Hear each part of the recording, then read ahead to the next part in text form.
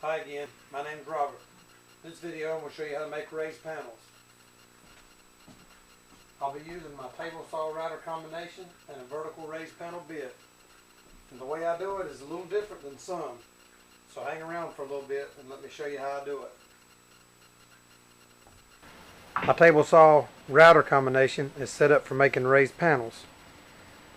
My dust collection's hooked up, the raised panels are here on top. And I've done run them through the table saw about a 1/16 deep and marked out where the profile will go. And I've done them all like that.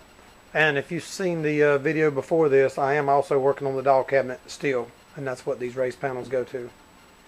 So over here you can see I've got a C-clamp hooked to the fence. Not very professional looking, but it works. And over here you can see I've got a C-clamp run through the table saw fence with a stop block. Okay, now I'll show you more in the video later, but actually it swivels very accurately that way. And because I want to take this off in multiple passes, this will do good. Okay. I raised the bit up to 1 9/16 high, 1 5/8 is the max.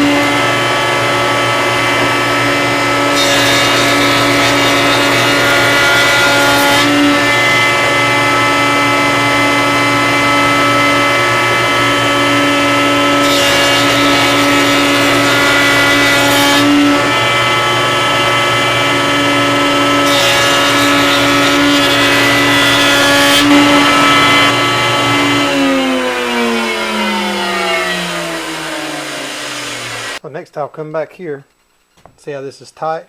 I'm going to move it to 8. I didn't measure, I just guessed. Now it'll take off a 1/16.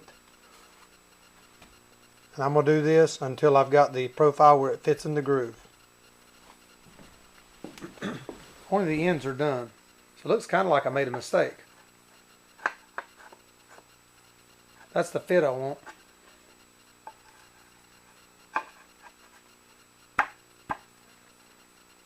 Okay, but these edges are not done. There's a reason for that, and I'll show you here.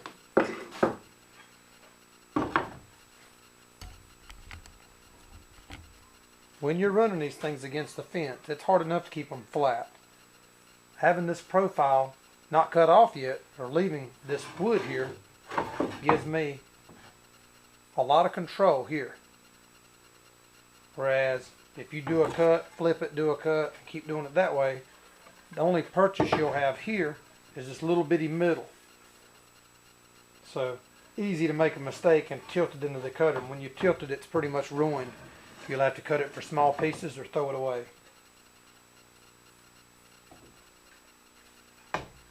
If you wonder how I reproduce this accuracy, I'll show you around here. Okay, this stop block here is locked down and it's not going anywhere. I'm not taking it loose. What I'm doing instead is grabbing a bunch of shim stock like this. Lengths don't matter. And I'm going to bring it out and do my multiple passes this way. I'll make one pass, pull out one, make another pass, pull out one. And since the router bit's in the middle, I'll be taking off a 1/16 per pass.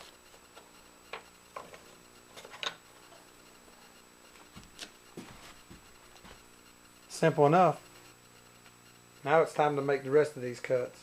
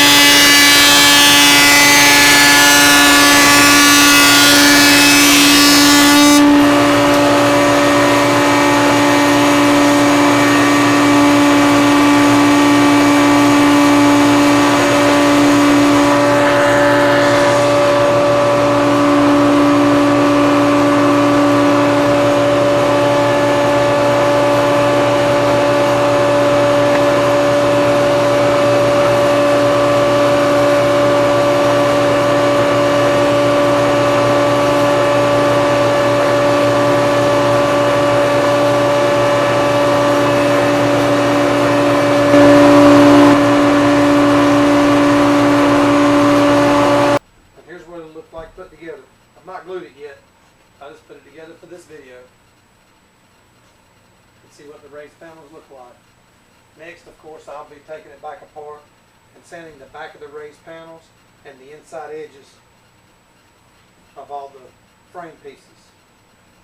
So, thanks for watching this video. If you like, please click like and subscribe.